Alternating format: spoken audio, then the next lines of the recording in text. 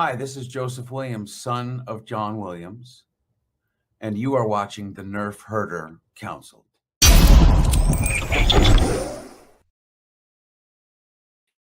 What's up, guys? Welcome to another episode of Nerfherder Council. I'm your host, JT. We are live on our Facebook page and our YouTube channel, as well as our Twitch page and the Facebook page and YouTube channel of the Virtual Cantina Network. We are live at those locations every Wednesday at 8 p.m. Eastern Time. As always, guys, we are brought to you by Audible. Go to audibletrial.com/NHC for 30-day trial and a free audiobook download. If you would like to get some awesome Virtual Cantina Network swag, just go to tpublic.com/user/virtual-cantina. And if you would like to get some kick-ass Nerf Council customizable Nerfherder Council swag, go to shop.nerfherdercouncil.com. And quick couple of show notes here. I'm a little under the weather tonight, so if I cough a lot or I sound or look like crap, more so than usual, apologize. The views of the Nerfherder Council do not necessarily reflect those of the Virtual Cantina Network, and there might be some bad language on our show. So if you don't like that kind of shit, it's not the show for you. So without further ado, let me bring on my esteemed co-host, my best buddy, my brother, AJ. How are you, man? Good to see you. Doing great, man. How's it going for you tonight besides being slightly under the weather? It is going okay. I think in the future you have to share the feed to the Virtual Cantina Facebook, because my computer just takes a while loading it up, and I'm like always up against the gun trying to get it on there in time. So weird. Yeah. So Nick Hall tuning in. Good to see you, man. He says there it is. Dream Theater Girl, our good friend Chastity Crawley says, hey y'all. Great to see you, Chaz. Hopefully the pregnancy is going well. John Phillips tuning in. Great to see you, man. He says hello all. So I have kind of a lot of stuff for tonight's episode. So I figure we'll just jump right into it. So this is going to be kind of cool because you don't have any show prep. I'm basically springing this on you. And yeah, this is interesting. Yeah, so oh, Spano, what's up, man? Good to see you. Dave Spano tuning in says, what's up, Drakes? Good to see you, man. Hope the radio show's going good, dude. So yeah, I was rewatching the sequel trilogy a couple weeks ago because I actually hadn't watched them in a while, so I wanted to kind of binge it as a trilogy. I'd never done that before. And you and I have been very open on the show about the fact that we love The Last Jedi. We're big fans of that movie. We will, die on that hill, both of us. But I noticed some things as I was watching, and I was kind of going, you know what? I think there are a few things I guess I could see that might take people out of the Star Wars experience. It might kind of people like, really? Some kind of eye roll moments or something. And it kind of got me thinking, like, what sort of changes would I make to those parts? What kind of, what did I kind of notice? So I wrote them down and some ideas as to what to change. And I have 25 items. This is we're not changing plot points. So it's not, all of a sudden Luke is a super badass or anything huge like that. You know what I mean? So I think you'll see what I mean as we go. It's, some of it is, aesthetic. Some of it might be a little bit dialogue-ish, but I'm not changing the movie itself. I'm not doing like a rewrite like a lot of people, suggested. So yeah, I'm interested to see what you got for this one, because you've explained the concept to me, and I'm kind of, I'll admit I'm at a little bit of a loss in terms of what is worth changing that it doesn't break your rules of like rewriting the thing. It's like I'm almost thinking like it's almost like some of the special edition changes to the original trilogy where, did the gate on Jabba's palace really need to be 10 times bigger? Like, clearly George thought so, but did it matter to the story? Not one bit. So I'm interested to see what you've come up with here that is actually like worth changing, but not gonna wreck the structure of the film. Yeah, no, it, like I said, the structure of the film to me is fine. I just feel like there's some things where I was going, I could see people being like, okay, this is Are there 200 father years now instead of just like the 10 that we got? Actually, I have one change. It's just going to be one big. We're going to redo the Puppy Bowl, but with nothing but 5 years, and that will be the Last Jedi. All right. On that note, let's close up shop for tonight. And I'm sorry, Porgs too. Porgs too. Got to have the Porgs. Oh yeah. Oh yes.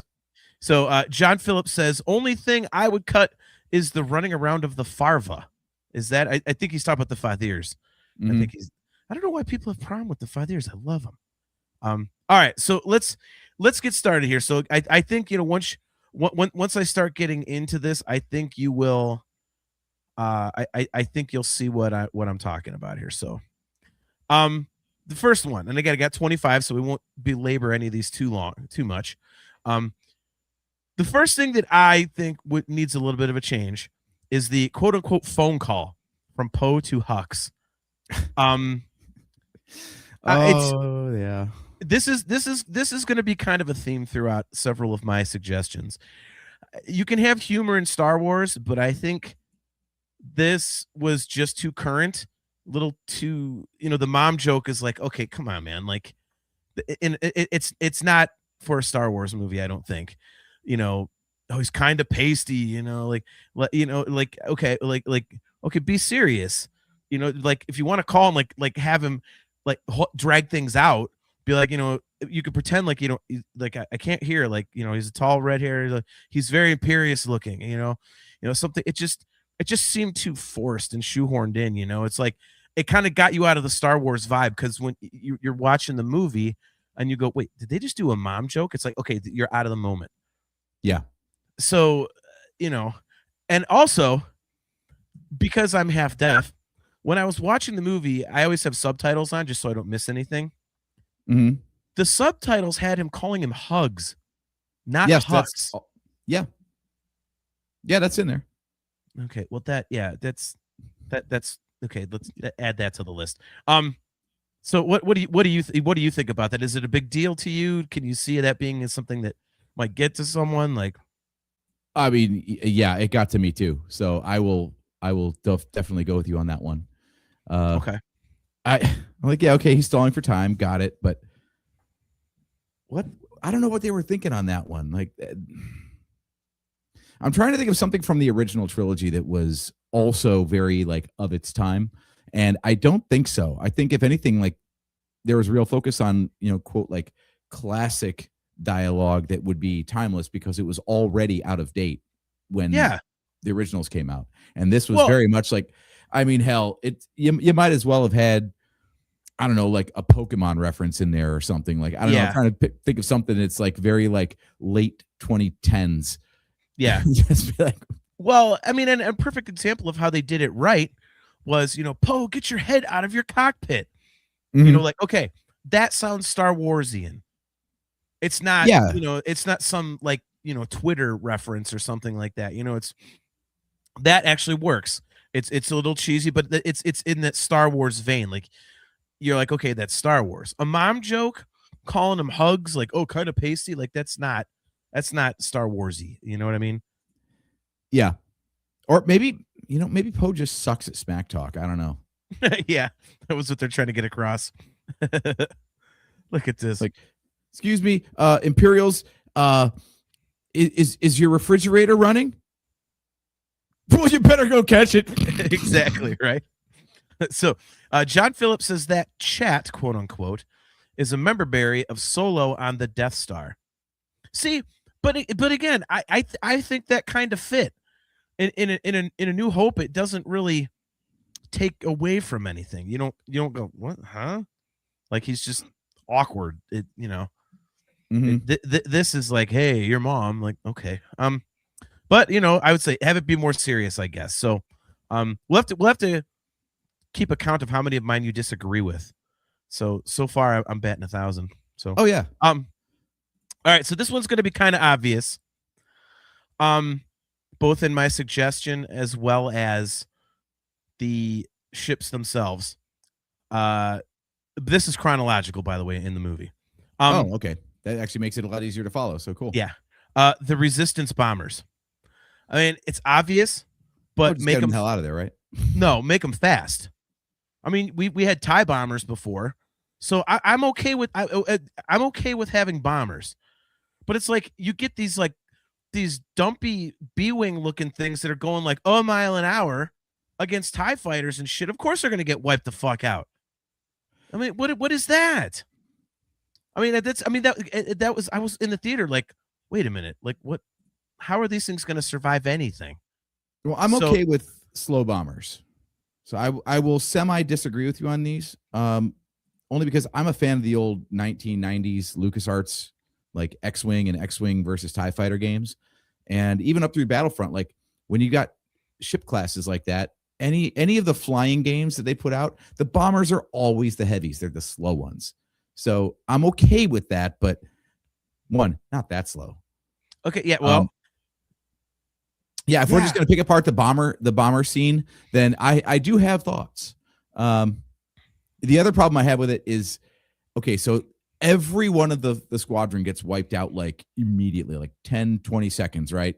And then the last one survives for like 4 minutes, just getting peppered the whole time. Like, I get that they're trying to up the stakes, and it's like, it's the last one, and we want to amp the tension, but that thing was fucking indestructible. You talk about plot armor. I feel like they could have done that better. Like we get it. Like you could have shown that they were almost there, but they were running out of other bombers to pick off along the way. But instead, it's just like, no, all the bombers are gone but one. But that's the one that absolutely cannot get destroyed. it's amazing. It's almost like you have my notes in front of you. Real quick, I do got a shout out of a good friend of ours. So Kale McLeish tuning in for a quick second. He says, "Hey guys, it's currently 12 p.m. in Victoria over there in Australia, where I'm currently getting ready for the first of 2 Dream Theater shows tonight. Hope everyone is well." I had to shout that out because Kale has been waiting.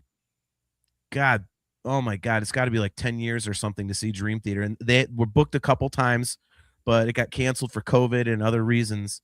And he has been waiting forever to see the band. And they're within travel distance of him twice in 3 nights, and he's going tonight. And so super, super happy for Kale, man. So I had to shout him out there. That is super cool. Yeah. So Nick Hall says sluggish but resilient. Hard agree, AJ. See, my thing with the bombers, I understand it, and obviously they're going for the World War II aesthetic. You know, I mean, very clear. Everything is like, you know, it's a little too much realism for me. I was going to say, are we going to talk about that too? Well, and that's going to come up in some other stuff here. But my next point, you know, this is the one bomber hit one spot on the dreadnought, killed the whole thing. Like, how about you have like a couple of the bombers get through and have get some hits in, and then have that last one hit the spot, and that's like that starts the chain reaction kind of thing. Okay, like have it be damaged here and there, but then you just have that last one like get in there and, you know, like do something. I mean, so I completely agree with you. Like that one just lasts forever. You know, it's like, okay, well, you know, so I think it's just when you have something that's that obvious, it kind of takes you out of the viewing experience a little bit. And again, for me, almost all of these, I don't care personally. Let me make that point. I forgot to say this at the outset. Almost all of these, I don't really care, but I can understand why people who just relentlessly crap on this movie might do so, because some of this stuff does take you out of the Star Wars experience. So, and this is just one of them. Like, okay, we're going to pick off 19 of them, but that 20th one is just going to, you know, like you said. Yeah, so just can't. Yeah, exactly. I don't know why I can't hit that one, man. I'm going to have to hit mute so much tonight, because if I start laughing, I'm going to start hacking uncontrollably. Don't you hate when you have a cough like that? Okay. So here comes another obvious one, I think. But I don't have a problem with the action, you know, that happens in a way. So the next thing that I have is Luke tossing the lightsaber. You know, you and I, when we were in the theater, you remember what happened. Like the whole theater laughed. I'm like, that's not supposed to be a comedic moment. So to me, that didn't land at all. And I have always thought, just kind of look at Rey, look down at you, just kind of sit there and just slowly let it go and just let it drop and then walk away. Like, yeah, no. Instead of like, you know, you know. Yeah.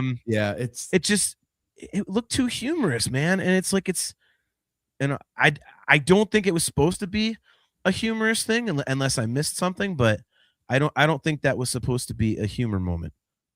So I would have handled it more dramatically. What do you think about that? Yeah, that's one of those choices where that if you want to get like cinematographic about it or something and be like film nerd, like, yeah, I don't think that's the vibe that that, like you said, it wasn't a time for humor. It was a time for something else. I don't even know. Like, Yeah. does he set it down carefully? Does he like shove it back at her?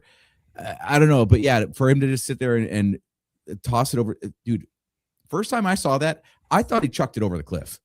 I did too. I was like, oh my God. All that buildup, and he just yeeted that thing right over the edge. I was like, what the hell? Yeah, man. I don't know like what should have been done instead, but not that. Like that was a really perplexing choice. I guess though, between the your mom joke and that, if you really wanted to establish that this is going to be a different kind of movie than the one that came before it, like that's exactly how you do it. Yeah. So it might have, maybe that was the thought, was it was deliberate to just be like, you know what? We're going to make sure that everybody knows that J.J. Abrams did not make this movie. And we're just going hard left. Right. Totally different direction.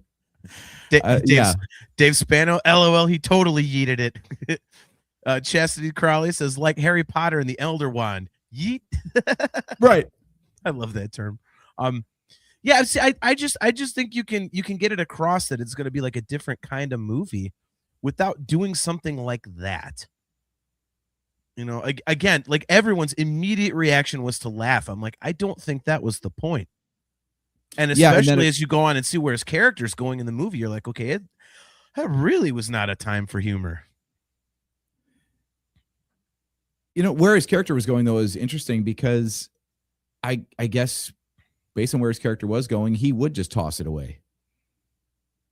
Well, yeah, but I don't think like that. That just looked like, you know, basically a fuck you. It's like, okay, wait a minute. Like that's, I don't know. It didn't land. I mean, am I wrong? It was more a move of disinterest than disdain. Like if he was that convinced that he's like, you know, oh, fuck this. We're not starting this shit again. Okay. I'm on board for that choice. And obviously we love the movie. But I don't think he's going to toss it away like, I don't care about this. He would be mad at it. He'd be like, no way in hell am I picking this thing up. Yep. So, okay. Especially because he didn't know who the hell she was anyway. So this stranger just pops onto the island and is like, hey, here's your lightsaber. I feel like he'd have a few more questions before he was just like, never mind. Right. So Joseph Friend tuning in. Great to see you, man. He says, let's compare this film to Empire because that's what everyone does and ask ourselves if The Last Jedi ever felt dangerous until the ending. The Last Jedi, I assume he means Luke. Yeah, I mean, the comparisons to Empire, I mean, I don't know. I've never really done that. So I've never been on board with that. But Nick Hall says, could it have been symbolically showing that life was behind him or that life was behind him? Yeah. I mean, I could see that. I just think there's a better way to handle it, you know? Joseph Fran also says, Empire felt dangerous from the start and with minor moments never really let up. The Last Jedi felt campy until the end. See, I don't think it felt campy, Joe. I just think that there were some things, that's why I'm doing this whole episode, that just took you out of that Star Wars vibe. And this is one of them, man. You know, like, you know, John Phillips says, I initially thought Luke was messing with her like Yoda did to him, at least until milking the cow.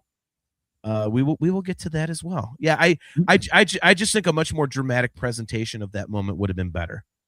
Because everybody going in is expecting Luke to just, okay, you found me. Now whose ass are we going to go kick? And instead he's just like, you know, like everyone's laughing. I'm like, wait, what the hell is that? So I just think it deserved a more dramatic moment than what it got. So the next thing on my list I have, this is probably a minor one that only really kind of agitates me, but Snoke's throne room. The entrance is cool. Like the platform itself looks pretty sweet. And it's like, there's drop-offs on the side, like the ramp going up to it. but nothing but a stupid plain red backdrop? What the hell is that? That has always looked to me like they ran out of money.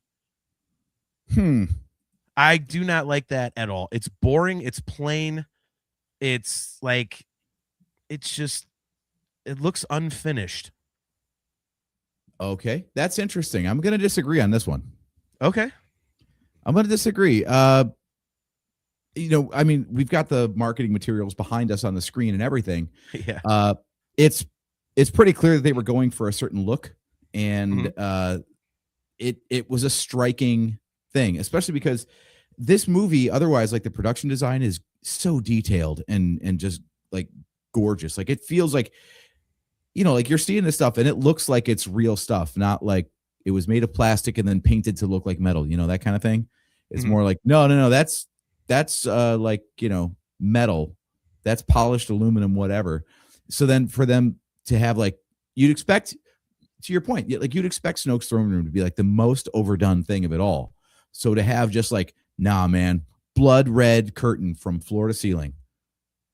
That's actually a cool contrast, in my opinion.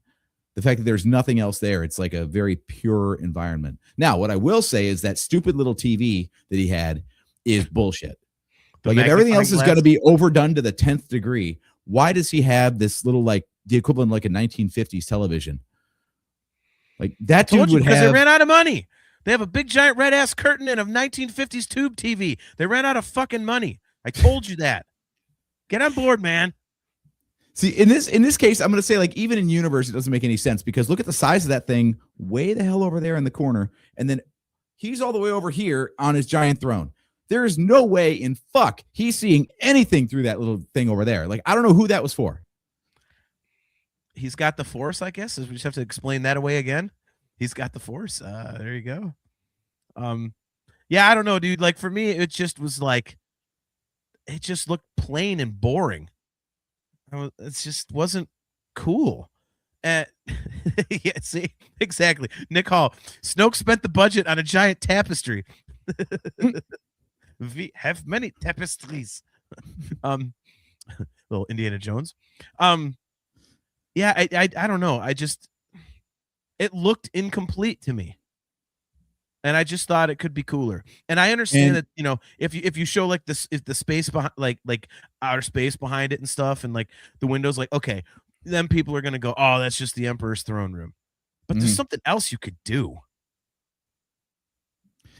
I mean, so no bonus points for how cool it was to burn that thing to the ground during the lightsaber duel later. No, that made it even stupider. Like they've got all this fucking technology, and he's got a flammable curtain. The hell is that? What do you get it from Walmart or something? Like, what is that generic ass crap? That's ridiculous. Look, if there's one, I mean, okay, that's actually after the fact, but Star Wars is a very flammable universe. I know we just had a TV show on Disney Plus where a stone ziggurat burnt to the ground. So ziggurat, nice. Yeah, things catch fire because it's dramatic. Well, I'm going to disagree. I was not. At least you don't have the Star Trek rocks going on. Well, yeah, true. Okay. So this is going to be a small pet peeve. So this is minor, but I'm wondering where you stand on this one. Laser sword. Luke Skywalker says to Rey's, like, what, do you expect me to just march out there with a laser sword and take on the whole First Order? I get it. It's like a very old reference to like the original script and whatnot. But Luke not calling it a lightsaber felt weird. Like it's one of those moments that takes you out of it. You're like, wait a minute, why do you call it a laser sword? Like he's wielded a lightsaber for years and years. He knows what the damn thing is. It'd be like, it'd be like some guy trained to shoot a gun, and 20 years later, someone hands him like a 9mm. He goes, "Oh, thank you. I've been needing a new pew pew."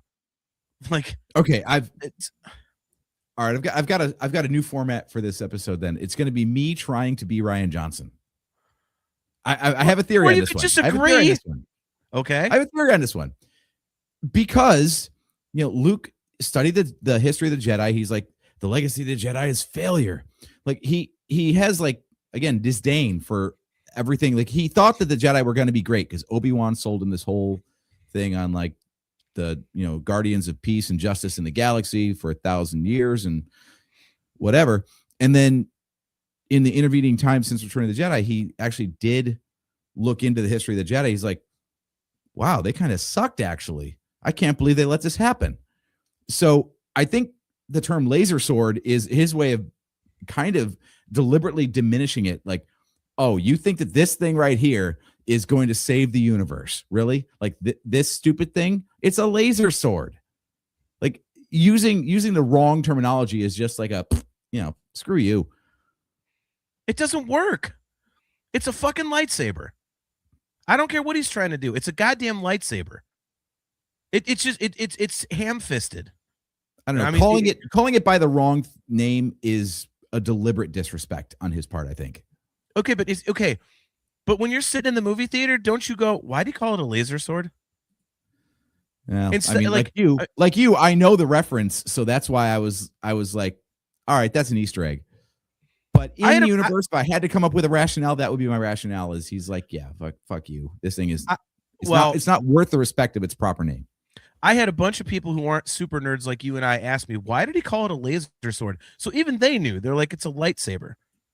Like, it's not, it just, I'm sorry, but it takes you, Nick Hall says, to me, that was a smart ass moment of trying to tell Rey to stop believing in fairy tales. I mean, I could see that's fine.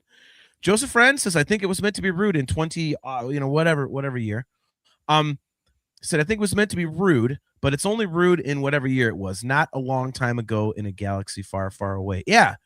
I mean, it was written for Mega Man. Yeah, pretty right. There's a deep cut.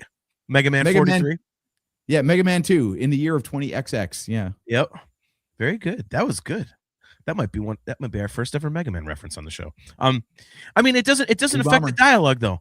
It doesn't affect the dialogue. It doesn't affect the scene if he says, you expect me to just walk out there with a lightsaber and take on the whole First Order? No, I mean, it's the same damn thing. So calling it a laser sword just makes you go, what? I mean, it's just, again, a lot of these things just take you out of the Star Wars feel.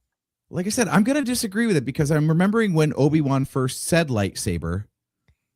Every time lightsaber is spoken, it's kind of a term of reverence. Like your father's lightsaber. Like, oh my God, lightsaber, that's impressive as fuck. So he's like, I'm going to call it a laser sword because it's not impressive. Laser, nice, Marina. Yeah. See, okay. The laser sword. Yeah. I'm not buying it. It wasn't necessary. I mean, it's, you shut yourself off from the Force and the Jedi. Okay, fine. But it didn't land. So I'm going to vehemently disagree with you on that one. Just not a fan of it, dude. All righty. This one's for John Phillips. It's really for a lot of people. The green milk. I have no problem with the green milk. The only thing. Okay, next point. Yeah. Well, I think and I can't say I have a problem with this, but I see why people would when he looks at the screen, takes a swig, he's like, yeah, like, okay, well, how about have him do the milk, like fill it up, and then he walks away and it shows him drinking it, but from behind, like he just takes some and walks away. Okay. Like, then it's like, oh man, was that green milk? Like, it's like a little Easter egg. Instead, they got to frickin' have this stupid face he makes. Like, oh, delicious. Like, dude, like that again, it's, I feel like. Are you saying that the close up of him drinking it was a problem, or the fact that they had a giant alien teat? No, I mean, if do that, that's fine. I mean, I'm sure a lot of people, and I know a lot of people have that problem, but I don't. It's like, okay, he goes and gets the stuff. It's like, I mean, he goes fishing right afterwards. So you had no problem with the joke in there though, like, he's milking it. It's awkward as hell because the sea cow or whatever is looking Rey like right in the eye while she's getting milked, and you were okay with that part. I'm not the biggest fan. There is a lot of like forced humor in this. Well, and that's where a lot of my stuff is coming from here, because it's like Star Wars humor has always been, it's Situational. it's situational. It's timed really well. It doesn't take away from it. I mean, like The Force Awakens. We'll use the Force. That's not how the Force works. Like, that's an actual line. It just happens to be funny. It's like, hey man, let's use the Force, but that's not how it works. But the way it's done is humor. Hold on. Let me just make sure. You just said something nice about The Force Awakens. Yeah. I just want to be clear on this. You credited J.J. Abrams for writing a good line in a movie. He also may have written the best Millennium Falcon scene in all of Star Wars. I've said that before. Holy shit. You just broke the show. I don't know who you are anymore. You're going down a path I can't follow.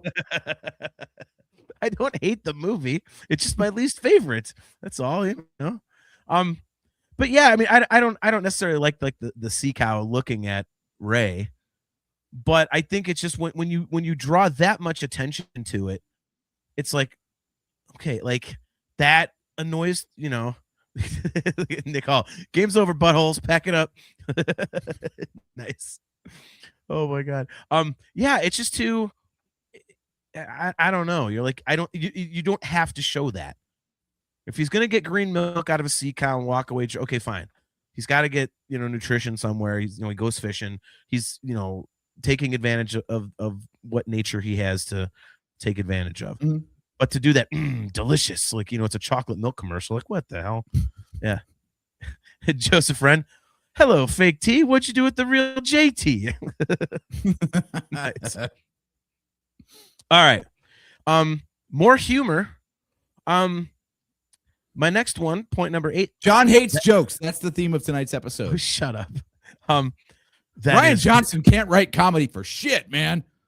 Well, I mean, he can, but just don't put it in Star Wars where it doesn't belong.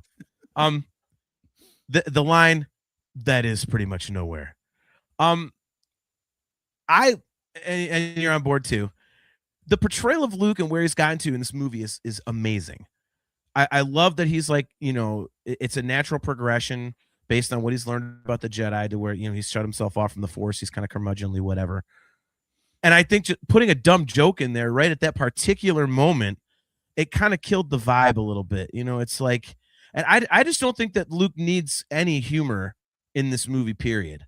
It's not a funny situation. I think it takes away from the seriousness and the gravity of what he's experienced and is experiencing. It's like he's supposed to be this big Captain Buzzkill, but he's cracking jokes. Like, what the hell is that? Are we in the? So yeah, the humor is a lot of the humor in this is just, it didn't land for me. So like I said, it's kind of a recurring theme. But I mean, at that point when he's like, who are you? And she's like, I've seen this place. Then you throw a joke in there. Like, that's not a time for that. That's an extremely serious moment that should have been kept serious. Wow, this is nitpicky as hell, man. It's not. I didn't have a problem with it at all. I'm telling you, he gets right back into it. He's like, "Where are you from, Ray? From nowhere?" Like, no one's from nowhere. Jakku, yeah, that is pretty much nowhere. Why are you here? Like, he goes right back into it. But it again, these.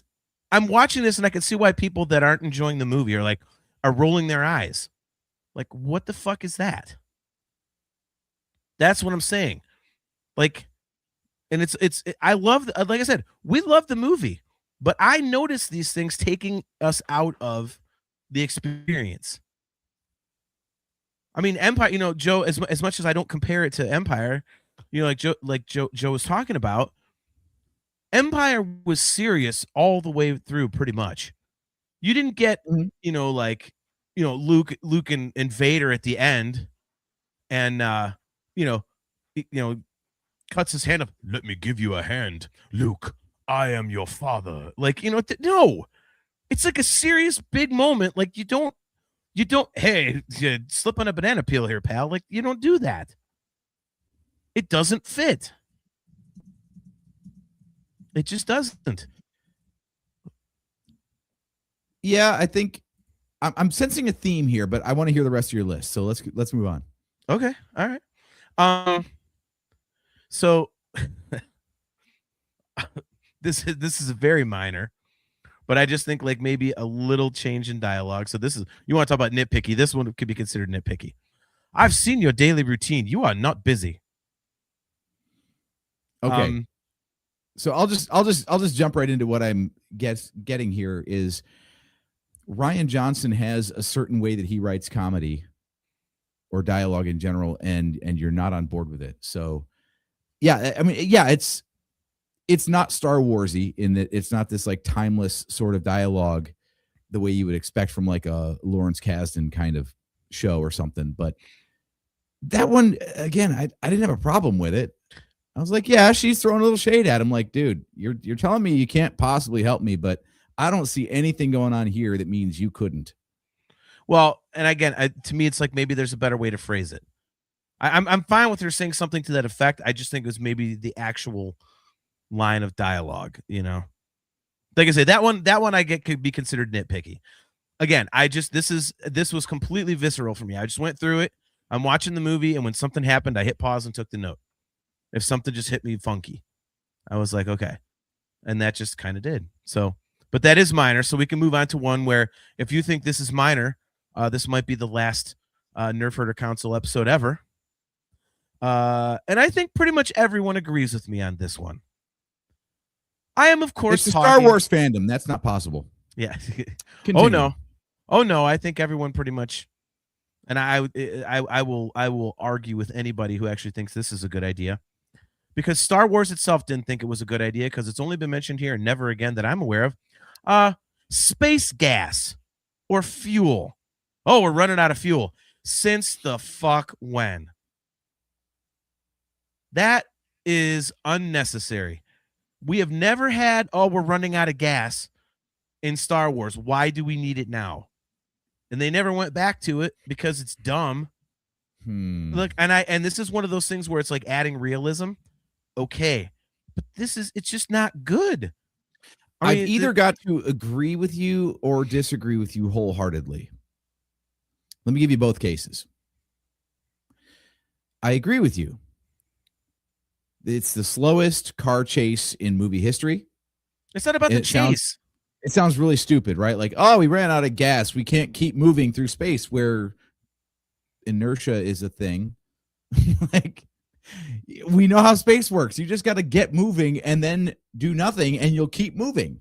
An object in motion stays in motion. Like, I know it's Star Wars physics, not real world physics. So, okay, if you want to call it stupid on that basis, fine. On the other hand, for the love of Christ, I didn't set this. Was all about coaxium, energy, starship gas, energy. It was gas, energy. They didn't specifically say that it was to, like, if you run out of it. What did they feed into the Millennium Falcon? Power. Coaxium. Power. And what did they have to do with coaxium to make it into gas? Refine it. So basically, they had petroleum and they had to make gasoline. Was the Falcon flying before they got coaxium into it? Yeah, yes. You know why? Because it had coaxium in it already. No, it did not. It doesn't exist. It never existed. Stop it. This is not a show where you're like, I'm going to do a counterpoint. Fuck you. Fine, then I'll do a point then. Counterpoint. I'll do a point. I'll agree with you on this. It friggin' bugs me that apparently now our spaceship engines are just jet engines. Like now, every time we see a ship fire up, we get heat waves rippling off the back and a plume of, something igniting like fire, like it was Top Gun. It's just Top Gun in space now. Every starship apparently has jet engines on it. Yeah, that does bug me. Okay. Yeah, see, look, Joseph. But if you're not bugged by jet engines on your Star Wars ships, then jet engines are run on gas. So you can't really have one without the other. See, Joseph Brown, JT is right. They added it to go faster. Because it was unrefined. They have never had space gas before and haven't since. That is a fact. If you're not going to bitch about it in Solo, you can't bitch about it here. So pick your lane, bro. They didn't. You are wrong. You are wrong. You are freaking wrong, man. It's like if this was the real world and they were driving a semi down the road and they're like, what if we put race fuel into this thing? That was Solo. It was still fuel.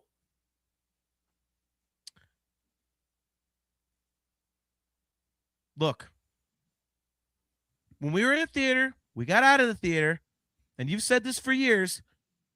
You said, what the hell is with this running out of gas thing? Now, all of a sudden, you're it's the first time it was ever mentioned. You're right. So then what the hell then? And they haven't brought it up since. Solo was all about it. The whole fucking movie was about it. Come on now. It's not gas. It's energy. What's the difference? Because it doesn't.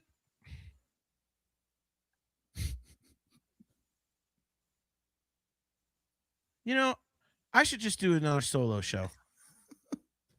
You should go to. Are you going to talk about the gas in Solo then? Probably, and say it's not. It's energy. It was already flying without coaxium, and it didn't say that they had coaxium and now they got more coaxium. That's not what happened. So what does the Falcon run on then? I don't know. What does every goddamn ship run on? Do X-Wings have little coaxium? Children? I don't know. Okay, so TIE fighters run on coaxium now, and X-Wings and B-Wings and Y-Wings and U-Wings and Q-Wings and R-Wings and fucking F-Wings and FU and Jesus. That's what I'm saying. Why change it up? Why change it up for this? Because as soon as that happened, everybody looked at each other and went, since when does a spaceship have gas in Star Wars? You can't start unpacking stuff like that, dude. I'm telling you. But that's what I'm saying. That's the whole point of this, is that's what it made me do. That's what people said. Since when do we have gas in Star Wars? It's not like they got freaking BPs laying around. You know, like, what the hell is that? I mean, dude, it takes you out of it when you're like, what is this shit? And I say in my notes, if you're going to do that thing where they can't get away or they're like disabled, whatever, you know, have their engines get disabled in a battle or something. Find some other way that's actually in Star Wars that makes sense. Not, oh, now we have gas. What the hell is that lazy shit? All right, I'm going to halfway agree with you. That is a stupid way to explain the problem. But the idea that ships run on something, this is what it is, I don't have a problem with that part. Well, everybody else did because it was in this movie, and you claim it's Solo. I will disagree. And then nowhere else. So everybody thought it was stupid. It was actually in A New Hope, but that's okay. Where was coaxium in A New Hope? I don't know. What were they unhooking the hose of to Luke's X-Wing when he was getting ready to assault the Death Star? Oxygen and stuff for life support? No, that was a fuel hose. No, read a book. Quit giving me bullshit, man. Read a book. I don't there know was why always gas in Star Wars. No, there's not. There isn't, and you goddamn well know it. You're just annoyed with me because I'm yelling because I'm sick and I'm hopped up on cough medicine. Yeah. See, look there. Yeah. Look at this, Chastity. You need oxygen for fire. For the spark that is needed to start a combustion engine, you need oxygen. Planets have protective atmospheres, but is every fuel spot protected enough to keep oxygen? We're getting, man, look at this. Joseph Wren, JT just pitched the next Disney Plus show, a sitcom centered around Star Wars gas stations, like Letterkenny, only in space and a long time ago.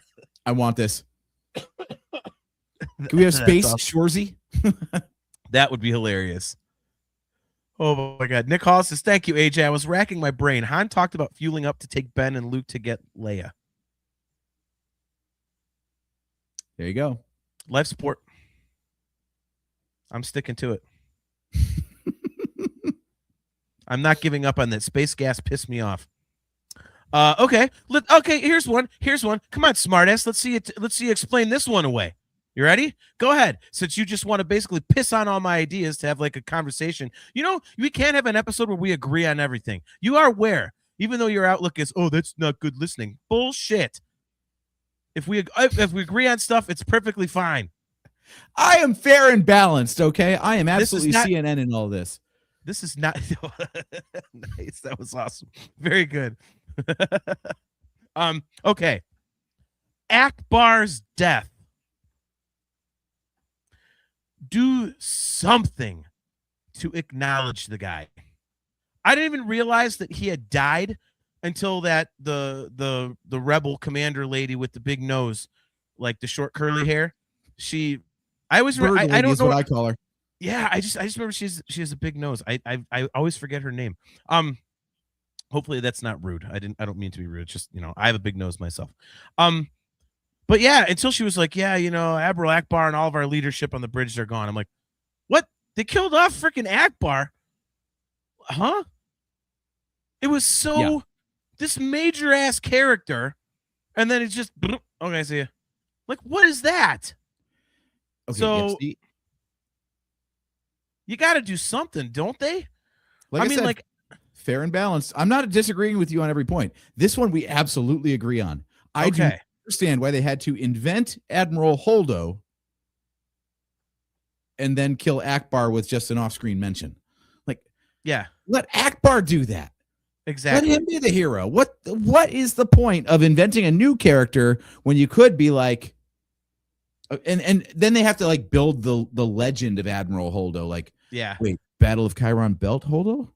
Like, what the hell's the Battle of Chiron Belt or whatever the hell they call it? Yeah. Like, you could just say Akbar, and then the entire audience would be like, oh yeah, that guy, Return of the Jedi. I remember him. It's a drop. Yeah, yeah, right. You already had an established character that you were going to kill anyway. Let him die in a heroic fashion. Yeah. Problem solved. Or if you're going to kill him off, like have him like he was talking to some other, I think it was another Mon Calamari, if I remember right. But he's talking to somebody in that background when you look, like maybe like have like have him say something, some plot exposition or something as he's talking to this guy. And then in space behind, you see like the missiles come flying in and boom, you're like, oh my God, they just killed Akbar. Like at least okay, holy shit. Instead, he's just way off in the background. And then, it was Can I add on to your point then? Sure. What the fuck, Leia? She knew. There's a whole scene of her like, I'm prepping. Okay, I'm ready for space. She didn't tell anyone to get the hell out of there at all. Was that your next point? Because if not, it should have been. No, but you did land on my next point, which speaking of things that you and I will battle till the day we die with people who actually support this. Oh. Here we go. Harry Poppins. Carrie fucking Poppins. I do not understand how people think that is any good. You and I have said it on the show many times.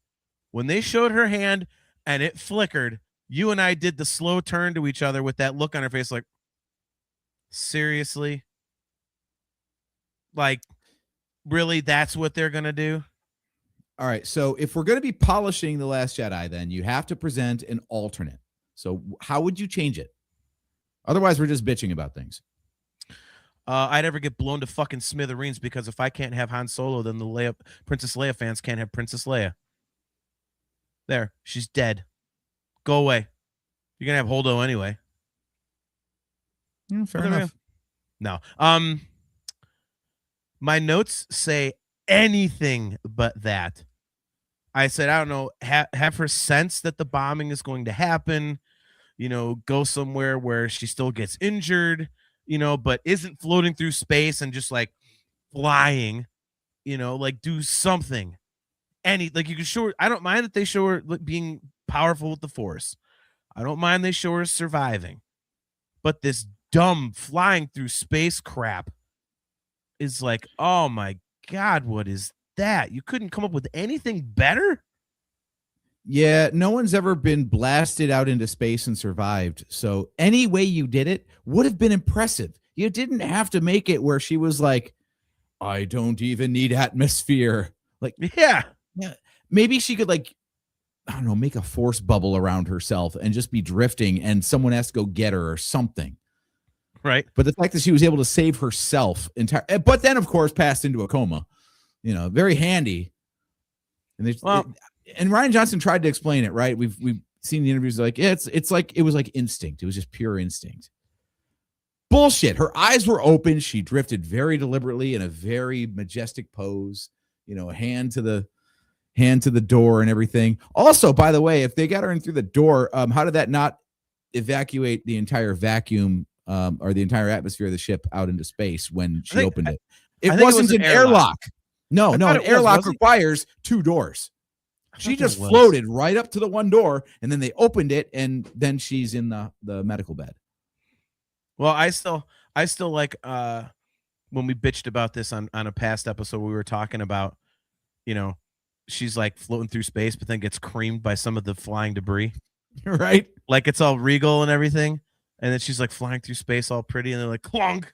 Just like big hunks of metal bouncing off her head and like knocking her all over the place. Like, yeah, I don't know. That was just terrible. I don't. That would explain the coma. CTE. I like it. If she had been like, pelted with stuff all the way back, then you'd be like, okay, she barely made it back. She was gonna be fine. Yeah, but that bulkhead really got her. I like that. See, that's good. Yeah. Like I said, I mean, dude, like anything. That is just one of the worst things I've ever seen in Star Wars in the middle of a great movie. And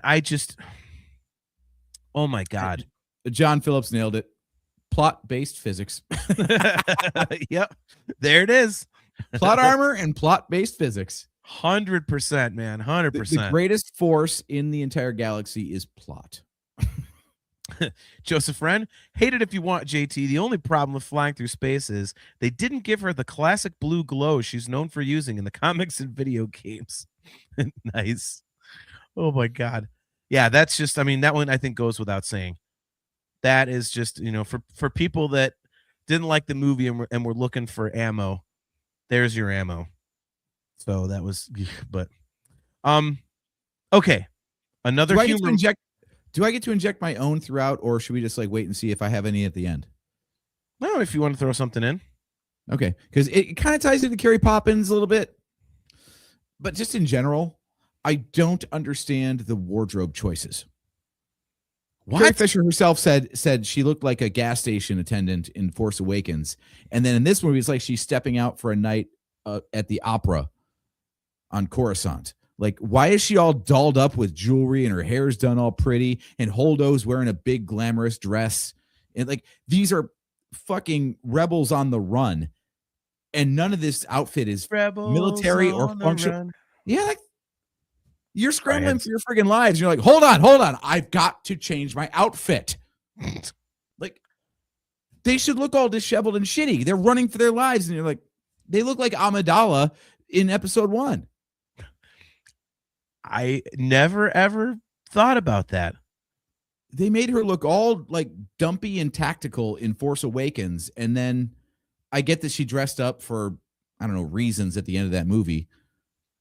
But she absolutely changed wardrobe in this movie. So while you are running for your lives, you're like, I need my formal wear for this. This is a formal chase. DQ John Godfrey. She's going to Pound Town after her husband died. Right. So I think I have a theory about this. I think I have a theory about this. I now know why you're being such a moron about the space gas. Because you were too goddamn busy looking at the costumes. Well, the stupid space gas is getting explained. You're going, she's wearing a dress and earrings. That is so inappropriate. Well, I was totally taken out of the movie already, so you can't blame me. I honestly, I never noticed that, man. I never noticed it. I think of like the way they dressed in Return of the Jedi. they were wearing like tactical clothing. Pants are great when you got to go places, not a fucking dress that drags 5 feet behind you. And yes, Holdo's drags on the ground. It drives me nuts. You're not I don't wrong. know what. And okay, so if we're I've never done this thought experiment, so Last Jedi takes place like immediately after Force Awakens, right? Like no time jump whatsoever. Mhm. So Holdo was on the base, and that's how she ended up on the ship to be in The Last Jedi where she was, right? Mm-hmm. Again, Leia was all tactical looking with her pantsuit or whatever in Force Awakens. So Holdo was there just like dressed to the friggin' nines for no reason? Maybe that's all the clothing she had. She didn't have her like dumpy rebel clothes in the transports or on the ship. They had to evacuate like on the fly. So she was going to the opera on Dakar. Got it. It could be. You never know. Okay. Never know. Yeah, I didn't even notice. I was like, okay, it's Star Wars clothes. That's kind of what I thought. But you're not wrong. I mean, I could see your point there. I mean, especially because we don't see dresses. We saw a dress on Princess Leia when she wasn't expecting to get captured by Vader in A New Hope. Outside of that, or when she was dressed up at Cloud City because Lando's a baller and he was like, "Hey, let's make you all pretty and maybe I'll steal you from Han." Right. He was totally trying to steal her from Han, by the way. Well, yeah, of course. I mean, Captain Obvious, Jesus. Yeah. By the way, you're not wrong because if you look at a bunch of the other rebels on the ship with Holdo and Leia and stuff, they're wearing the dumpy clothes. Mm-hmm. So, yeah, I don't disagree there. But all right, so moving on to my list. Things. Does that count on your list though? Because it's one of those things where changing the costume wouldn't affect the outcome of the movie, but it would at least reduce the friction of trying to get into the story. I mean, if it does for you, that's fine. It didn't do anything for me. Cool. I mean, and Nick Hall says, Mon Mothma was always dressed in more regal attire. So, it could be that. See, these next couple I think are small. There's a few. There's Mon Mothma thing, yeah. Okay. There's like 3 smaller ones, but the first one is again with the humor, just based on how Luke's character is. But hey, Sacred Island, watch the language. Like that just kind of didn't land, And in conjunction with that, this is just me, and this didn't really take me out of the Star Wars experience, but I would have liked to have that Luke and R2 scene be a little more. I mean, you didn't have very much time with legacy characters, and R2 and Luke were always like inseparable, and it would have been nicer than to just have like a couple lines of dialogue. I mean, it was awesome how they pulled out the whole help me with Obi-Wan Kenobi video. Like that was nothing will change my mind. Like that was cool as hell. That was brilliant. I loved it. But it just felt like it was too short, and it's like, I understand they're trying to do something new. And so like you said, like with Akbar, like instead of Holdo, have it be Akbar. Well, they're probably like, well, we don't want to lean on the legacy characters. Like, well, but it's not exactly a bad thing, dude. I mean, you've got enough new characters and having a little bit of an emotional scene with Luke and R2 doing something, even if they're talking like, something in the ship, but it just was a little short for me. Cause it's like kind of one of those things they get together like, oh, Luke's back with R2. And then all of a sudden it's over. So I just think for a little bit of more of like an emotional kind of moment, I would have lengthened it a little, but that's kind of a PP one, I think. So, and then anything to say on those two? I'll half agree. There's a lot of crap you got to cram into a short run time, so you've got to be, you got to make some brutal decisions sometimes. I wasn't as taken out as you were with that line about, hey, Sacred Island, watch the language. I think because by that point in the movie, I'd kind of adjusted to the tone of the movie. So in isolation, You're like, yeah, that is weird. Like that doesn't sound like something Star Warsy or something Luke Skywalker would say. But the fact that he says that and then goes like, old friend. It's like, all right, you brought me back. Yeah. I'm okay now. Yeah. You recovered nicely. Thank you. Well, like I said, and that's why I kind of wanted more, because you get that you're like, oh man, they are old friends. You know what I mean? So, What I don't understand is, and maybe this is explained in the Battlefront 2 story campaign. I'm not sure. Why would Luke have like ditched R2? Why wouldn't he have just brought R2 with him? I know he didn't really have use of a droid, but yeah, those guys are, they're buds. I honestly don't remember why that was. Interesting. Yeah, I don't remember. So they may have explained it. I don't remember, to be honest with you. Maybe Luke had a vision through the Force that R2 really needed some time under a sheet. Yeah. Speaking of things I would change, look, this isn't even about Last Jedi. This is about 7 and 9. I don't think J.J. Abrams knows how maps work. Okay. There was a map to Luke Skywalker in episode 7. Maps don't point to people. And then we had the Sith dagger in Rise of Skywalker, which again, unless you're in the exact spot where an exact thing that hasn't happened yet, by the way, because they had to forge the dagger first, then the Death Star crashed. To point to exactly where on the Death Star it was going to find the Wayfinder. That's not how maps work. Oh, okay. I mean, you're not wrong, but those aren't in this movie. I've watched way too many videos this week, and it was just on my mind. Continue.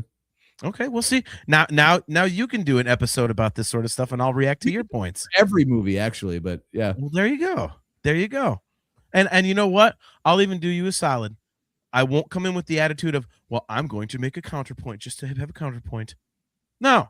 I'd be like, if I agree with everything you say, I'd be like, hell yeah. Or if I disagree with everything, I'd be like, hell yeah. So, there. All right. So apparently what John wants is a sycophant. No. But you're trying too hard. Because I know a couple of these things you hate too. And you're trying to bring up, well, let me see if I can think like, I have agreed with what I've agreed with, and I've disagreed with the stuff I disagree with. Well, you need to agree with all of it, because I'm right. That's me. Don't cancel me, bro. Don't cancel me. I'm not right. I'm just obviously not right. But if we've proven anything on this show, it's that I'm never right. All right. So the next one, again with the humor. I've got to go with this. Sorry, Red 5 Nord. The line in the movie says it's a map to Luke Skywalker. Yeah. By the way, Red 5 Nord, good to see you. Thanks for tuning in. It's not a map to Achto. It's a map to Luke Skywalker. That's what they're looking for. Dude, that never bugged me. That never. Unless bugged it's like me. Maybe it's like the Marauders map in Harry Potter. It could be. It could. Well, the interesting thing to me, like, one sector over, is the map going to change? Yeah, right. I mean, dude, the one. Okay, the one thing that was interesting to me was like, oh, we're missing this piece to complete the map to get to Luke Skywalker, and it's like, you couldn't just draw a goddamn straight line. Right. So like everywhere he's not. I mean, you look in the part that you don't have. Yeah, it's like okay, it's like, okay, the line stops here, it starts here. We don't have anything in the middle. We got to find that part, because I bet the line does this and this and this and this in the right. part. Like, no, just draw a straight line. Go first Better Off Dead reference. Go that way real fast. If something gets in your way, turn. Yeah, that's all you do, man. They covered this in episode 2. Hey, we got all this gravity and stuff pulling towards a thing, but there's nothing there according to the archives. Yeah. We'll go there anyway. Maybe you'll find something that would actually behave like that. Exactly. Yes. Look at that. Look at the Joe. And if he sees his shadow, he goes back inside his hermit house, and we have to wake the Force up a third time. Right. Jesus. Oh my Punxsutawney Luke. Exactly. Yes, exactly. Punxsutawney Luke. Oh my God. Okay, so next point, again with the humor. I didn't think it was appropriate in this spot either. The whole reach out and he smacks her hand with the frond or whatever you want to call it. Like, I right there, it's like, hey man, you're introducing her to the concept of the Force. Let's not. I don't know. Am I wrong in that? I get I'm being kind of curmudgeonly with this whole thing, and again, it's always like the Luke trying to be funny thing. I just didn't think that his character was needed or required or should have had any humor at all. Oh, I am going to 100% back you on this, because Empire Strikes Back, what does he do when he wants to get the X-Wing out of the swamp? Yep. Mm-hmm. Yeah. Yeah. How stupid of her to reach out when you say reach out. Yeah. So yeah, not a. Oh, and then okay. So this next one, actually, this is kind of, in a way, there's like 4 combined ones, I guess, but they're. So the first one is the guy ratting out Finn and Rose for parking on the beach. I'm fine with them doing that, but have him talking in an alien language and put it in subtitles. Instead of making him a hillbilly, like, yep, they parked on the beach over there. I told them not to park there. Like, what is that? Right. Have it be some weird language and put it in subtitles. You're like, because as soon as that happened, I'm like, why did they do that? Like, what the fudge, man? And now, then I know we're talking about like things being too much of the times, but I'm going to say like he might as well have been wearing a Bucky's shirt. For all we know, he was. Yes, very nice reference. You know, and then that ties into the whole parking violation. Like, I get he's going for realism, but that's a little too. You know, in Star Wars they park everywhere. Like, let's pick even further then. Perps. Really? Oh, wait a minute. You skipped one, because that is on my list. Just before that, I have them calling them cops. Like, don't call them cops. Like, call them like security personnel or sentries. Like, again, I'm like, okay, Earth has cops. And then perps.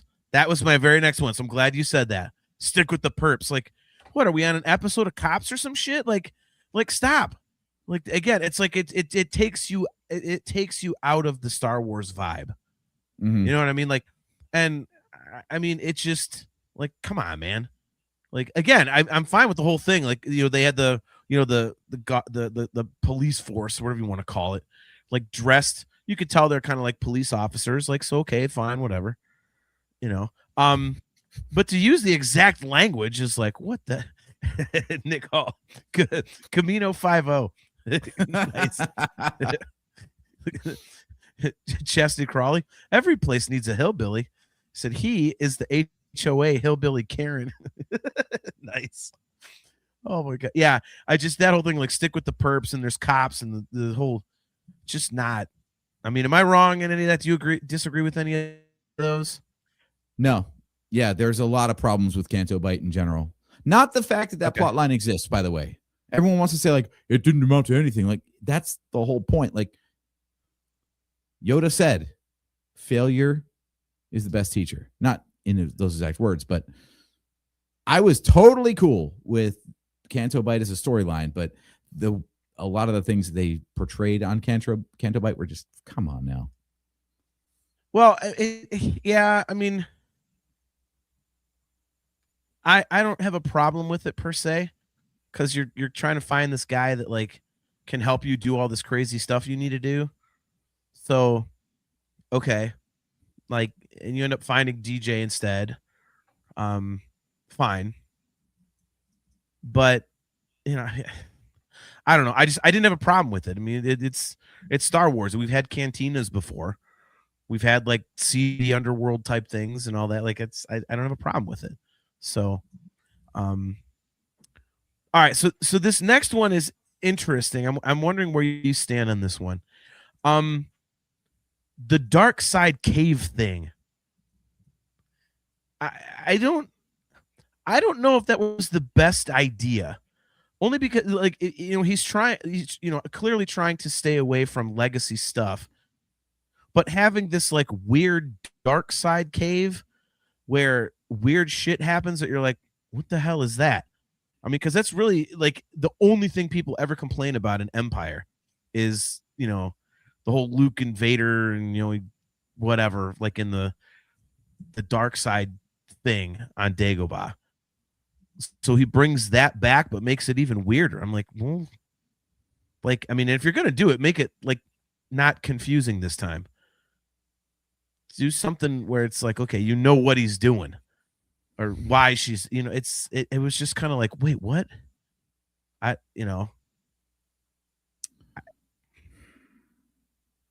so 50-50 on this because I agree with Okay. every reason you have for having beef with this.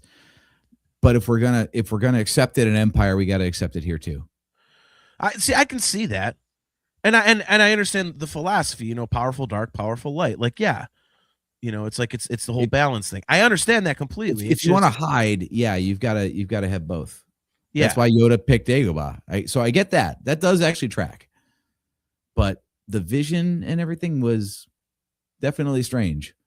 Yeah, I was never sure, like. So she fell into a hairy, wet hole, and then got like ejected. Before I get too gross about it. No, yeah.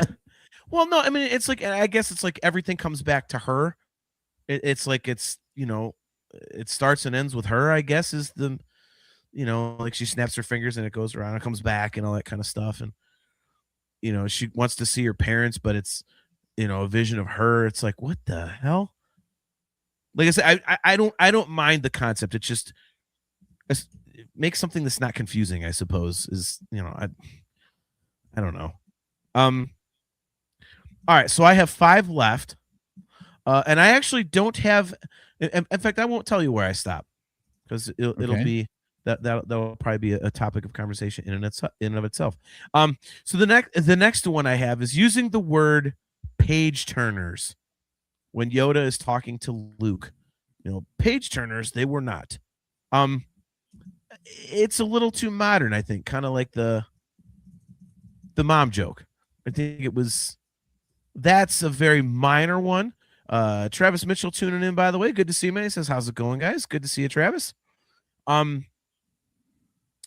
Yeah, for some reason when he says page turners, I'm like, that's a little too literal. I mean, it's fine. It says read them, have you, and okay, yeah, you didn't read them.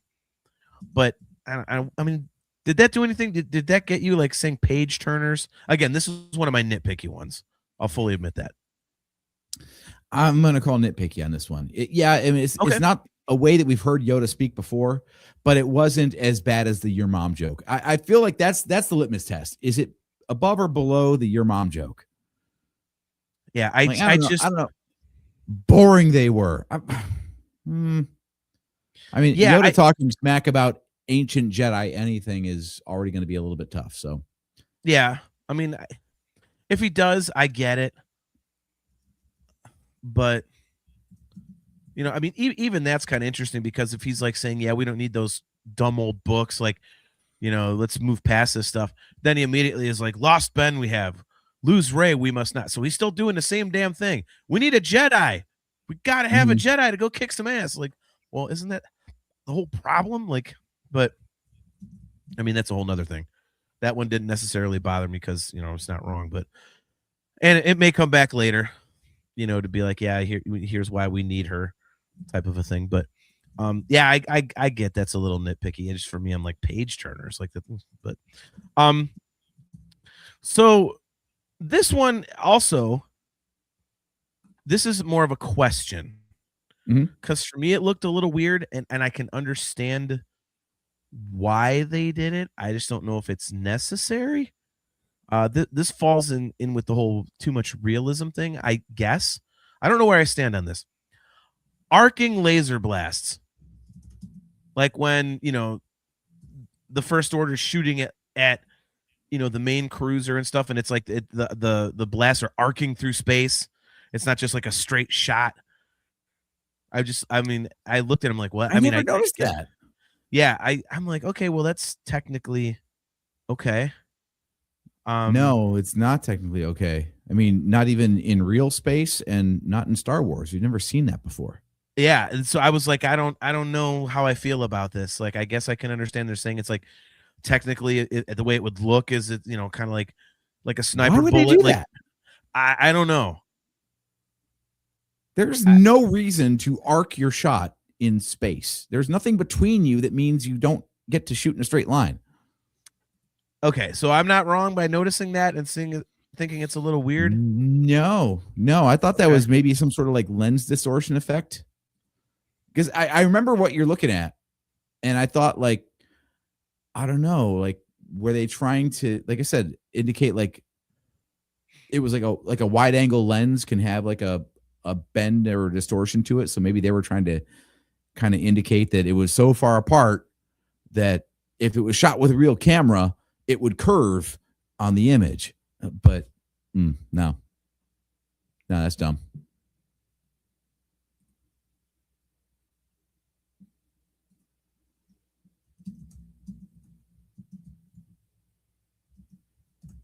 Unmuting my mic would be good. Apparently, I hit them. Yeah, I was gonna say what. Yeah, sorry. Yeah, no, I mean, like it didn't. It wasn't one of those. Okay, well, this is pissing me off things. It was just kind of like, I mean, I'm trying to think of the spatial physics, and it's like I don't think that works, but minor. So okay, so I'm not weird for noticing that. Okay, the next one, I'm gonna bring it up a second time. The red damn walls in Snoke's throne room. It made the fight scene look like a choreographed time. Dude, well, because you know why that fight scene looked like a choreographed dance scene because of that. You've got this slick black floor. No, shut up. Just shut up. Just shut up. It might be the best lightsaber fight in Star Wars, and it's not even lightsaber. That is a gorgeous fucking fight. It goes up against Episode 3 in my book. You will not talk shit about it. Oh, I can. So their armor is supposed like did you notice the guy with like the lightsaber resistant weapon that was dragging it across his armor and not cutting? That means their armor is lightsaber resistant. Yet all of them died by getting chopped up by a lightsaber. No, just those parts were lightsaber resistant, not all of them. Yeah, well, okay, there we go. See, sure. Mm-hmm. I'll go back to Mega Man. You can die on spikes instantly. So why isn't every level just spikes? I mean, you're wrong. I mean, it's not the best lightsaber battle, but I mean, it's fucking gorgeous. It's by far the best of the sequel trilogy. That's my hot take. People love the forest fight in Episode 7, but I mean, I could see that. And honestly, all joking aside, like I'd have to sit down and really think about like the best lightsaber battles. I always lean towards Luke and Vader at the end of Return of the Jedi. It's interesting because that one is very story driven, but it's not, physically the best. Yeah, no, I agree. I mean, it does look. I mean, the lightsaber battle here does look awesome, but it's just like it.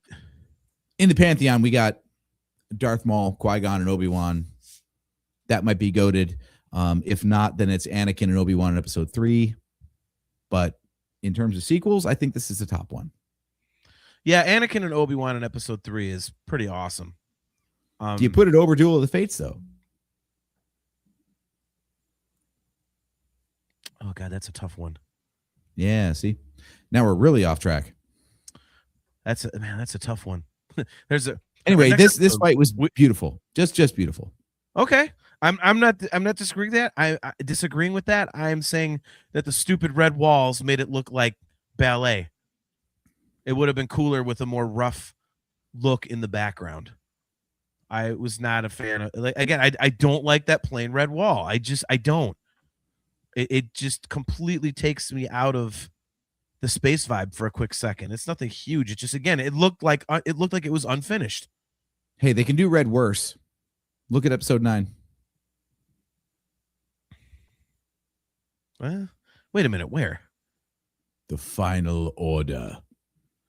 Oh, yeah. You mean the NWO Wolfpack? Exactly. Like, oh, we look like Death Star gunners, but our helmets are red now. What? Yeah. Well, that's a whole nother episode, I suppose. But all right, so I've got two more. All right. This to me falls under the heading of trying too hard to shoehorn something new in, which unfortunately I think happens kind of on the regular in the sequel trilogy. This is not huge, I don't think. But I mean, it looks cool. But I was just kind of like, what's the point? The First Order executioners, basically with like a laser axe. So we're going to behead people with a laser axe. I was like, okay, but you got blasters. It's like, let's make this hurt. Like, you're just going to chop their head off. It's hurt. It's going to be it's more hey, of a laser coping saw, but yeah, I get your exactly. point, you know? I mean, it's going to hurt if that thing doesn't really cut and they're basically hacking at them. Like, that's like, let's make this hurt. Like, no, that's instant death. That doesn't hurt. Yeah, exactly. Like, I mean, yeah, like torture them or something. Like if you want to make it hurt, like, good Lord, like waterboard them or something. I don't know. Like, son of a bitch. Like, but yeah, you got lasers.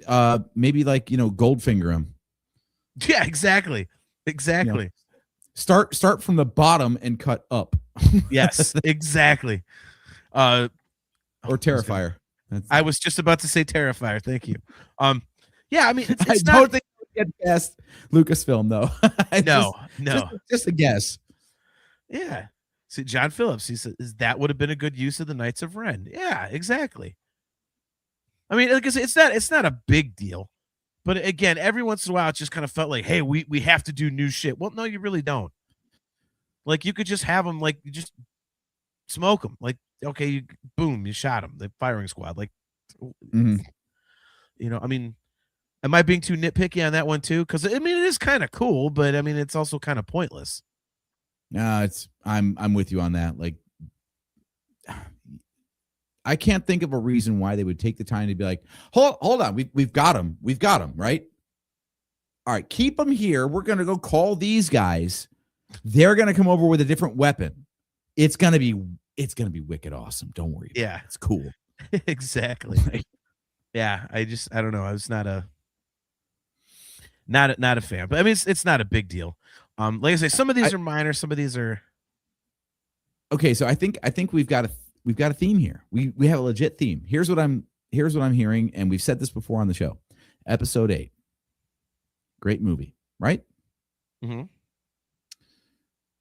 Kind of plays by its own rules.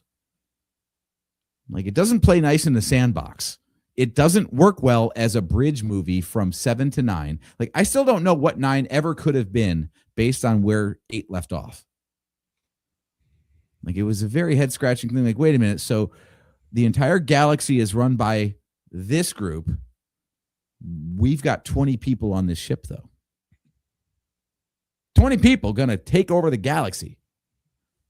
Come on. Well, I mean, the ending made sense. Like, they send out the distress signal and the whole damn galaxy's like, all right, we got to fight this. Like, again, a whole nother episode, but I mean, so I get it. But wait, episode 8 ended with nobody responding. Yeah, but these things, like, I mean, the only glimmer of hope in the end of episode 8 was Broom Boy. And that cool. All right, you want to leave it off with like, hey, there's always going to be people fighting back because you can't kill the Force. So crack down all you want. There's still going to be people that don't like you and have the Force, which means Jedi or not, you will always have opposition. But as far as like, okay, we left, like when the rebellion limped away at the end of episode 5, like there were enough ships there. You're like, okay, they're a credible threat. They could rebuild from here. But it's like, hate to say it, but like Star Trek 4, you got George and Gracie, you got a pair of humpback whales, and we're going to repopulate the entire humpback whale species on 2 whales. It's the same thing. Like, there are not enough people on board the Millennium Falcon to raise any credible threat in any amount of time to make episode 9 happen. Just not possible. Well, again, a topic for another episode, because you're not wrong, but it's also I think that movie will forever be the ultimate cinematic what if for nerds like us, because it's like, okay, what was it supposed to be before Carrie Fisher passed? True. Like But it this was, this you know, movie still, though, the theme is that Ryan Johnson made a Ryan Johnson movie, and while it was interesting and we like it, it didn't play well off of 7, and it sure as hell didn't really leave enough for an easy setup for 9. yeah. Well, and it doesn't help that basically, you know, as we've said, like, you know, Ryan Johnson kind of undid things that J.J. Abrams did, and then J.J. Abrams, when he got back in the director's chair for 9, was like, "Oh yeah, well fuck you too. Now I'm going to undo what you undid." I mean, and unfortunately, you know, those things were obvious. You know, when the Kylo Ren in this one, he shatters the helmet. You know, let old things die. You know, and then all of a sudden, like J.J. Abrams comes back, he's like, "Nope, we're gluing the helmet back together. Nope, here's the Knights of Ren. Nope, you know, a lightsaber deserves more respect than that." You know, like it was very clear pissing contest. Yeah, all the things you brought up tonight are all points that are based around it doesn't work for Star Wars. You're not like these things don't work. You're like, but it's the 8th movie of 9. But they're not plot points. That's what I'm saying. You got to stick to it a little bit, right? Yeah, Oh, like yeah. you can't have characters say different things. You can't change dialogue to be like weird and modern instead of like timeless like the rest of the 7 before that and all that kind of stuff. I would love to know 2 things if I could ask Ryan Johnson. 1, did you know the next movie was going to be the last one? And 2, what would you have written as episode 9? Like, what would you have led to based on the movie you made? Yeah. Because a lot of the stuff that we have issues with this movie are like, 1, like if episodes are going in perpetuity, then it was his way of saying like, we can't just keep calling back to what George Lucas wrote. We've got to say that this is an evolving thing. And Kylo Ren was like, let the past die, kill it if you have to. Great. This one, you can't let the past die and kill it if you have to in the penultimate episode. So it doesn't work in that context. But did Ryan Johnson know that he wasn't just trying to modernize the formula so it could go on forever? Yeah. No, I agree with that. I agree with that. I think a lot of what you brought up, I do actually agree with, and it's all based around that's not Star Wars. Well, except it could be if it was going to go on a really long time. If it was going to wrap up in the next movie, no. Now's not the time to reinvent the wheel. Yeah, no, I agree, and that's why I said it's like I'm not changing plot points or anything. There's just things that don't feel like Star Wars, and it's like you can't really be doing that, because I think, I mean, like, by the way, my last point was let's go Chrome Dome. Okay, do we have to? So am I wrong in that one? I don't think so. Oh, yeah. So yeah, that was number 25 of 25. I was just calling nicknames in general. What's your story, Roundy? Like, Roundy, really? Like that's what you're gonna call BB-8? I didn't have a huge. That to me seemed kind of in character for DJ. I kind of think, but you're not. Dialogue wrong. was McClunky. Nice. Look, Han did it better in episode 7. Move, ball. Yes, that's true. Move. Yes, that is very true. Yes. Say Tyler Burkhart, great to see you, man. Great point. He says, just let Dave Filoni cook. He will come up with enough filler somehow to make them good. Dude, how many times have we said on the show that we think that one of the things that they're doing is they're going to start writing stuff to make the sequels make sense. They kind of have been. Yeah, that's what I think. I think that's what the Mandalorian era is kind of building towards with cloning and Bad Batch with Omega and Omega. I'm sorry, Omega. No, I agree. Hitcha, Iko, Ricka, Hinta. So good. God damn it! If I laugh, I'm gonna cough. Yeah. No. God, where were we before? I'm like forgetting where we were. I think we were building to something, right? Yeah, which of course then I get coughing and talking about chrome domes, and I completely derail us. Well, I think okay. What I heard from every one of your points was, if Episode 8 was just in minor ways more like the other Star Wars movies, and we're talking like dialogue choices, plot points that don't matter, like gas. Yes.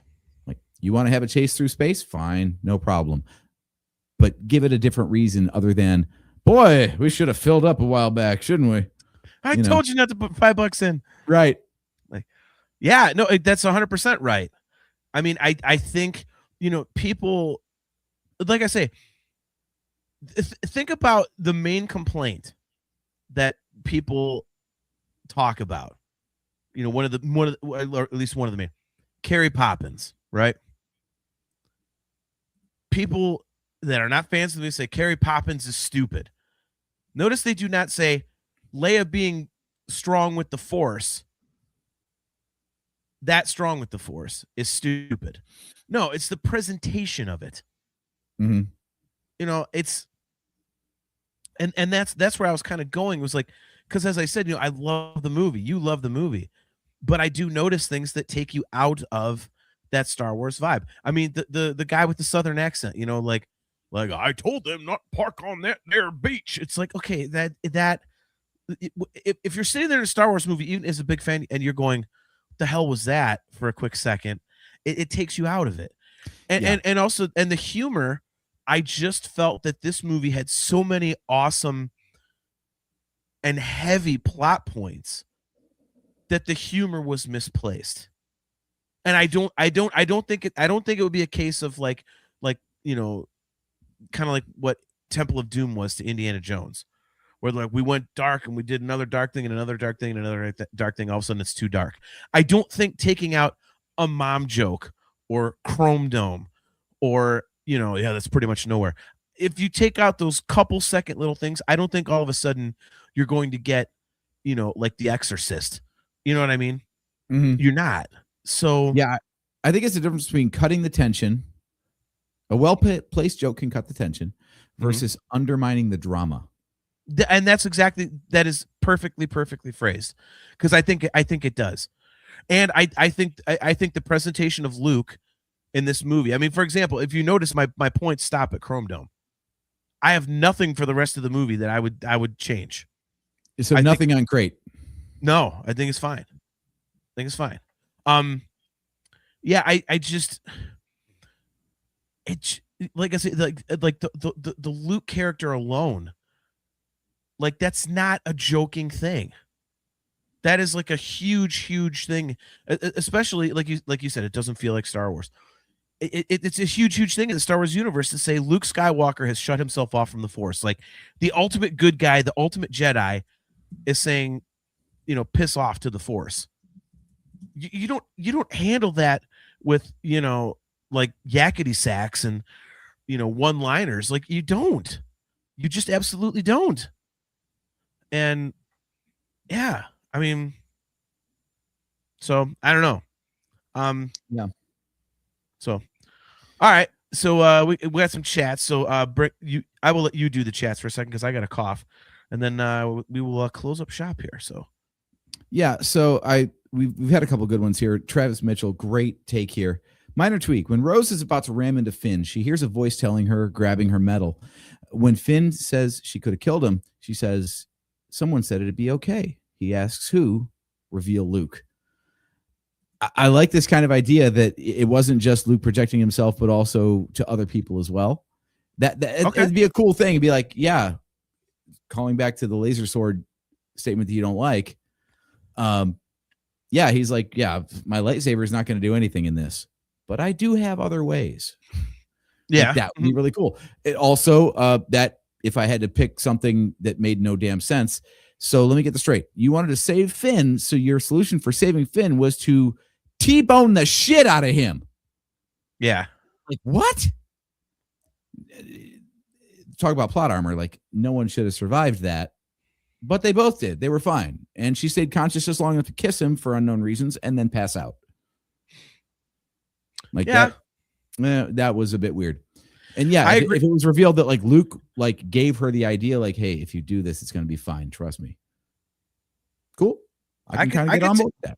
I could see that. I mean, honestly, I thought about that particular moment, but that felt Star Warsy to me.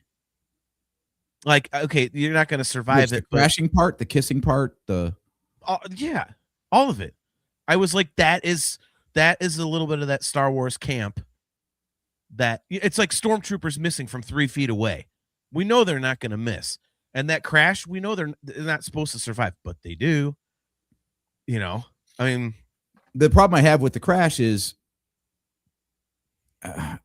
she that good at crashing into people that she knows how to hit them in a way that will not kill them?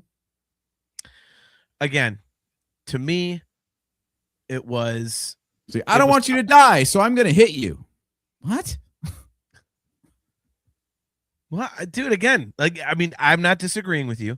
I'm just saying for the purposes of also, he still would have died because if you're going to intercept a suicide run that is going to save everybody else, then they're still over there with the big fucking gun that you prevented from being blown up, which means everyone else is going to die. It was a terrible plan. It was just terrible. Good thing Luke was there. Look at Tyler Burkhart. Watch out, everyone else. I turn now. Yes. Yes. What it say about making me laugh? All right. So another Tyler comment. Characters all had so much potential. It almost felt they were like, we can't have all these people be like this, Ryan. Be this liked. Make them suck. Oh, be this liked, Ryan. Yeah, make them suck.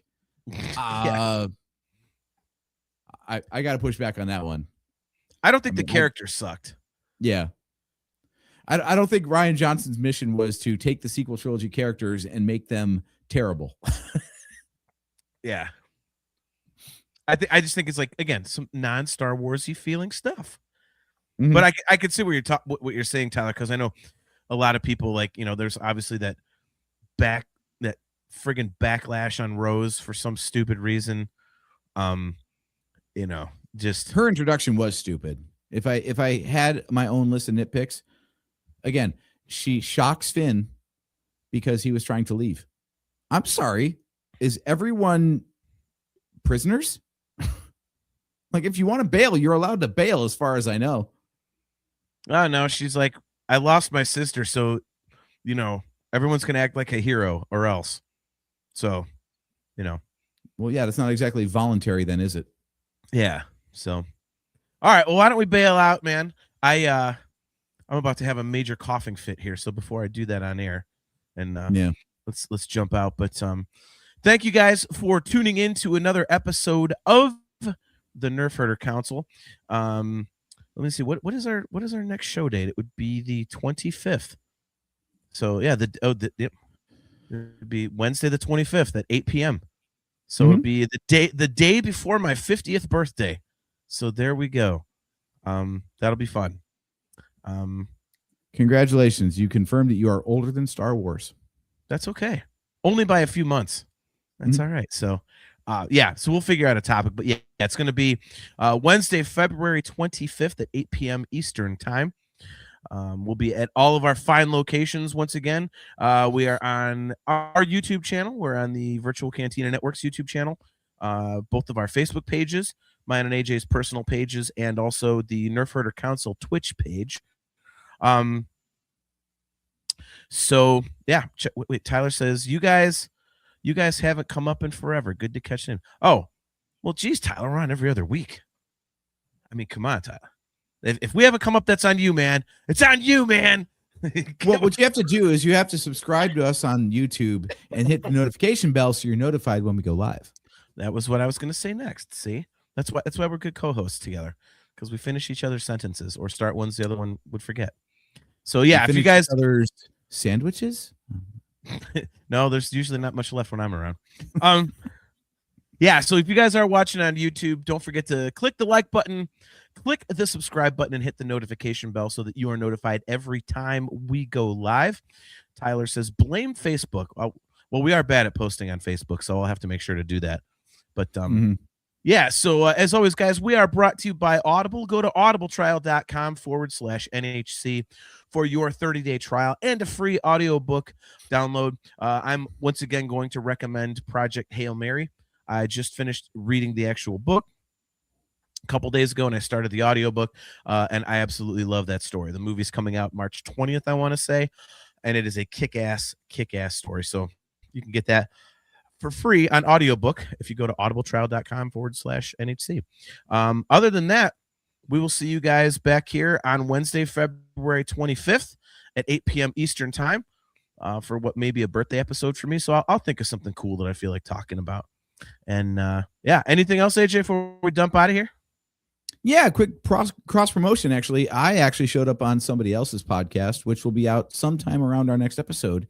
If you have seen comments from Discuss Metal Joe here on the show, then you might have seen him on the show. And he's got another podcast called Discography Discussion. You can go to discussmetal.com and find that one. I think I got the URL right. Joe, chime in if I did not. Anyway, the whole premise of the show is it's an entire artist's discography in one discussion. And this episode coming out at the end of this month or near the end of this month is on Mammoth, also known as Mammoth WVH. So as a huge fan of Eddie Van Halen's kids band, which is just him, I chimed in for 90 minutes with Joe and his co-host Lucas on that. So go over to discussmetal.com and tune in for that and listen to my thoughts on music for a change. Very cool. That is, this is like a first for you.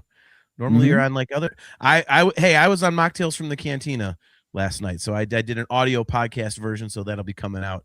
So there was mine, but mine was staying in my lane. You were out of your comfort zone. So that's very, very cool. I'm excited to listen, man. I'm a huge Wolfgang Van Halen fan myself. So sorry that I wasn't able to make that, but in any case, guys, we'll be back here on Wednesday, February 25th at 8 p.m. Eastern time. Until then, I am your host, JT. He is AJ at Drake Adams 579. And we will catch you next time.